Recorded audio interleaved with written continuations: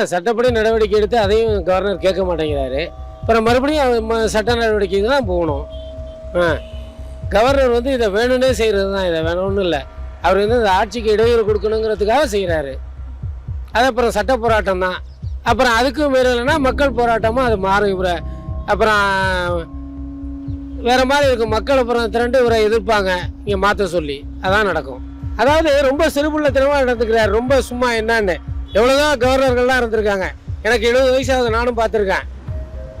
ஆனால் இவர் மாதிரி யாருமே இது வரைக்கும் நடந்துக்கிட்டு ரொம்ப சிறுபுள்ளத்தனமாக நடந்துக்கிறார் கவர்னர்.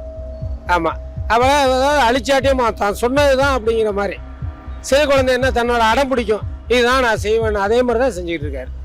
அப்படி தான். ஆமாம், இது ஒன்று கோர்ட்டுக்கு போனால் மக்களோட நலத்திட்டங்களை பார்க்கணும், அரசாட்சி பண்ணணும்ல. இவரே என்ன பண்ணுறாரு, இவர் தடங்கல் பண்ணிக்கிட்டே இருந்தாருன்னா என்ன பண்ணுறது? இந்த கவர்னரை உடனே மாற்றணும். ஆமாம், மத்திய அரசாங்கம் அதான் மக்களோட இதே அதான்.